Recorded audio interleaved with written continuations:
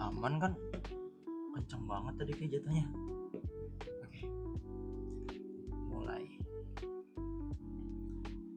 Oke guys, selamat datang di channel XTHID. Dan pada video kali ini kita akan men-unboxing atau sedikit bahas juga soal HP yang dulunya itu jadi flagship killer di tahun 2021, yaitu Poco F3, Poco F3.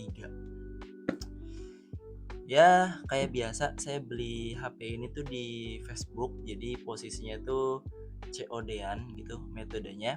Kita ketemuan sama sellernya langsung, kita cek, dan kebetulan saya ditemenin teman saya.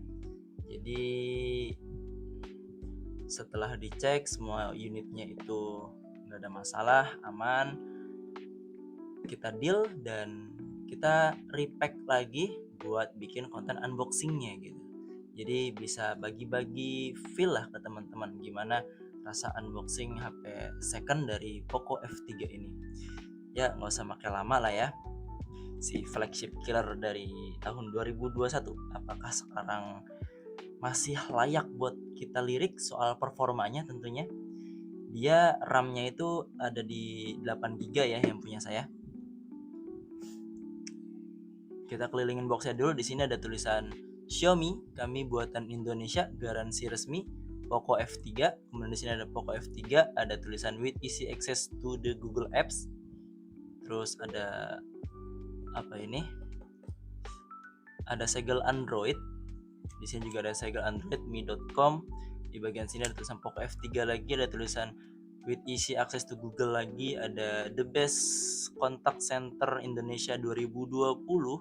Kemudian di sini ada ICCA Indonesia. Di sini kosong, dan di bagian belakangnya ini ada tulisan dibuat di Indonesia. Ada peringatan tidak boleh merubah software ataupun hardware. Kemudian di sini tulisan Poco F3 dual SIM standby. Jaringannya tentunya 5G karena dia udah make chipset Snapdragon kepala 8 nih. Snapdragon 870 dengan fabrikasi 7 nanometer yang clock speednya itu bisa nyampe di 3,2 GHz, layarnya 120 Hz, 6,67 inci, khas keluarga Xiaomi juga. Speaker Dolby Atmos, stereo, kamera 48 megapiksel. Terus di sini varian RAM saya itu RAM-nya ada di 8 GB ya teman-teman. Storage-nya ini yang paling rendah di 128 GB karena dia punya varian yang 8/256 GB. Gak pakai lama, kita buka aja. Pas buka kotaknya kita disambut sama kotak Poco yang isinya apa ini? Kita lihat ada softcase hitam sama apa ini? Harusnya ini kartu selamat datang atau apalah. Kartu ucapan terima kasih telah memilih Poco ya teman. Kartu ucapan terima kasih karena telah memilih Poco dari Alvin C, Country Direction Xiaomi Indonesia. Nah ini yang dulu ya. Terus ada kartu guide, ada kartu garansi juga kayaknya nih. Ada softcase, dah itu aja. Kita taruh, balikin lagi ke tempatnya.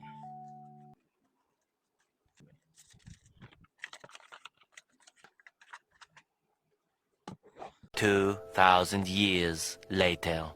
Oke, di sini ada penampakan HP-nya. Saya baru rapihin ini casingnya tadi sama kartu-kartu yang jarang dibaca. Kita ambil dulu. Dan dalamnya dapat kabel sama kepala charger yang output maksimalnya itu ada di 33 watt teman-teman.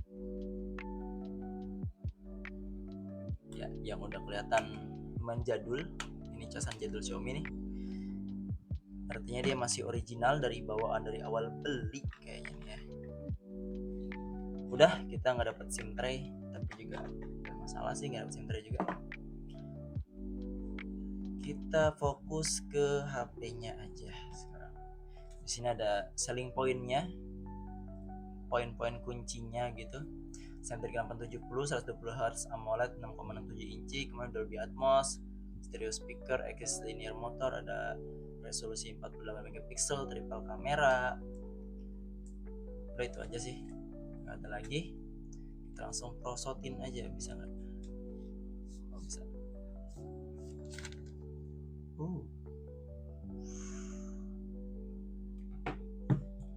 Dingin ya bagian backdoornya itu. Dan tadi kayaknya kalau nggak salah dia udah kepasang anti gores di sini teman-teman. Tapi anti goresnya saya lepas dulu aja kali ya. Oke, ini kondisi layarnya saat saya lepas tempered glass-nya teman-teman. Lumayan agak lecet-lecet sih, cuman ya lecet pemakaian orang lah kayak biasa. Oke, kita ngomongin soal first impression saya dulu aja. Pas megang HP ini lumayan enak sih, genggamnya tuh lumayan enak karena mungkin efek frame-nya yang nggak ngotak, terus bagian belakangnya juga yang rounded gitu. Jadi bikin feel megangnya tuh enak banget gitu. Setelah itu kita body tour dulu. Di sini ada volume tombol volume maksudnya up and down, kemudian ada tombol sidik jari yang merangkap sebagai tombol power on off. Kemudian di bagian atas itu ada apa namanya nih, ada speaker. Kemudian di bagian samping sini kosong, bagian bawah ada lubang USB Type C, terus ada speaker, ada mikrofon, dan juga ada SIM tray. Yang SIM tray-nya itu dia hybrid, jadi dia cuma support sampai 2 SIM doang, SIM 1 dan SIM 2. Oke. Kemudian ke bagian depan di sini ada layarnya, di mana ukuran dia tuh kan 6,67 inci, AMOLED 120 Hz, dan di atasnya itu ada earpiece dan juga kamera selfie yang kayak ada ring-ringnya gitu di sini, ring silver gitu. Agak mengganggu sih. Kita nyalain aja langsung kali ya, udah kelamaan juga unboxingnya nih. Sekalian saya mau setup dulu, habis itu lanjut kita bahas tampilan pertamanya. Poco powered by Android. Dia tuh kalau nggak salah sampai HyperOS 1 ya di supportnya. Tapi di Android 13 nanti kita cek dia dapat HyperOS 2 apa enggak, kita lihat aja. Nah nih, powered by Xiaomi HyperOS, ini dia. Oke teman-teman, ini adalah tampilan pertama dari Poco F3 Pro setelah di setting, setelah diinstal, sama setelah dinyalain beberapa fiturnya juga. Tampilan pertamanya pokoknya kayak gini kurang lebih. Masih kurang terang kayaknya nih. Nah, kurang lebih kayak gini teman-teman. Jadi ya standar Poco lah ya. Kemudian untuk bezelnya juga ini kita buka setting kali. Mana setting.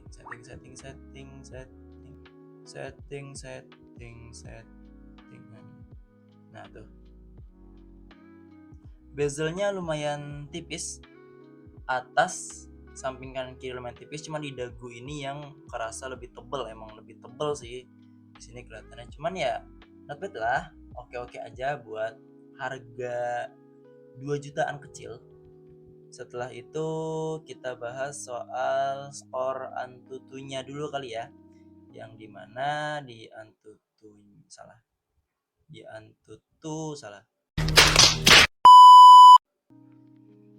benchmark itu dia dapat skor di 800.000 poin. Dan ini skor tertinggi yang saya dapat ya. Setelah HP-nya itu saya masukin ke dalam kulkas teman-teman, ke dalam freezer. Saya dapat skor Antutu segini. Dan untuk keterangan lainnya kayak CPU, GPU, MEM, dan UX-nya segini. masing-masing tuh skornya lumayan tinggi juga buat harganya. Dan buat storage testnya itu kita dapat di 49.000 poin, yang dimana skor yang lainnya kayak gini teman-teman, bisa dibaca sendiri. Nah kalau buat Antutunya sendiri skornya kalau misalnya tanpa kita bantu masukin ke freezer dan dengan ritual-ritual yang lain, jadi kayak tes yang wajar-wajarnya ya kurang lebih skornya segini. Nanti saya tampil di layar setelah saya tes di pengetesan yang biasa aja tanpa harus dimasukin ke freezer. Udah itu tadi buat Antutunya. Sekarang coba kita kulik sedikit soal fitur di HyperOS-nya, sekaligus saya cek tadi mana about phone Xiaomi HyperOS dan dia nggak dapet update lagi tuh ya. Dia maksimal di HyperOS 1.0.3.0 dengan security patch di tahun 2024 bulan 3 tanggal 1. Jadi bulan Maret tahun lalu dia berhenti security patch-nya dan juga sekaligus update software-nya berhenti di situ. Oh, di sini ada ralat dikit teman-teman soal RAM. RAM saya ternyata di RAM 6 GB ya, bukan 8. Terus Android-nya itu di Android 13. Jadi dia walaupun dapat HyperOS 1 tapi dia nggak update ke Android 14. Dia cuma update ke Android 13 maksimal, tapi dapat update HyperOS sampai HyperOS 1. Lumayan sih dapat HyperOS. Dengan dapat update HyperOS ini kan kita bisa nge-custom wallpaper. Jadi lebih banyak tuh. Lumayan. Ini fitur dari HyperOS yang saya suka dari HyperOS tuh ini sih. Jadi fitur custom wallpaper lock screen-nya. Yang saya suka sih kayak gini ya. Jadi dia gabung sekaligus sama AOD-nya tuh. Terus setelah itu kita coba tes kameranya aja kali ya.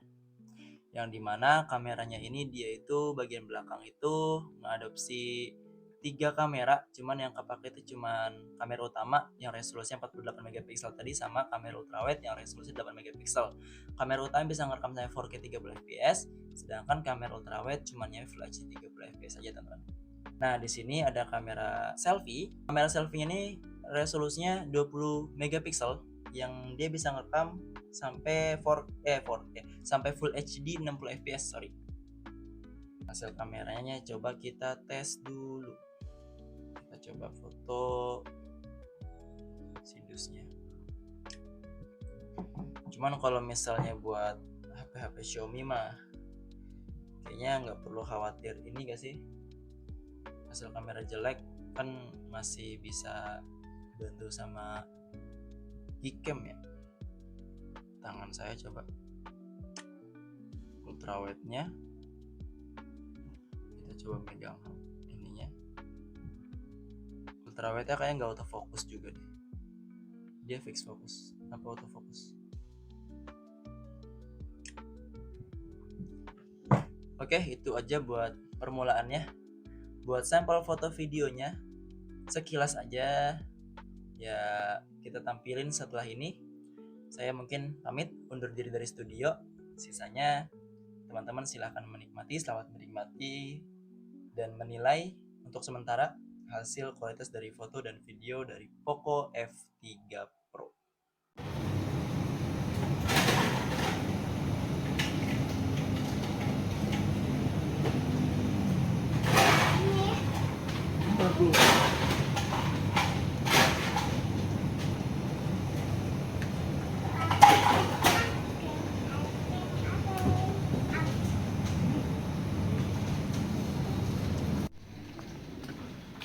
Ke 30 fps stabil sih, cuman agak delay aja tuh agak delay. Oh ya, HP ini nggak ada OIS nya ya. Kalau F4 itu ada, F4 ya beda di situ doang sih. Kalau yang saya lihat sih F4 ada OIS nya, F3 nggak ada. Dan dia zoomnya memang dan dia zoomnya yang masih tipe slider gini teman-teman. Jadi ya zoom in zoom outnya masih agak lama, masih agak harus sabar dikit. Maksimal di 6 kali zoom. Oke lah. Nggak bisa ganti lensa juga. Kalau mau ya pakai lensa belakang terus diginiin gitu.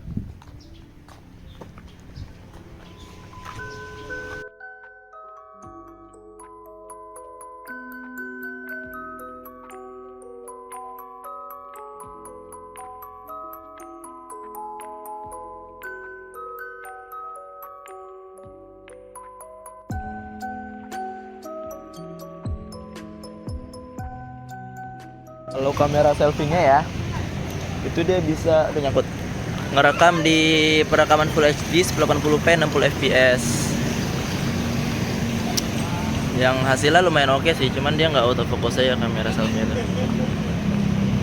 Nggak, iya bukan autofocus. Dynamic range-nya ya masih putih sih awannya, ada lah yang kelihatan dikit tuh biasanya, tapi bagus sih overall. Oke lah buat dynamic range-nya. Bisa kita zoom juga apa enggak? Oh enggak, bukan infinity.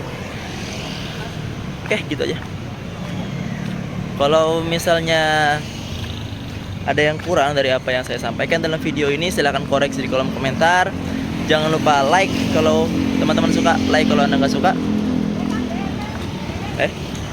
Gimana? Oh, jangan lupa like kalau anda suka, dislike kalau nggak suka. Kita ketemu lagi di konten unboxing dan review HP-HP berikutnya. Bye guys.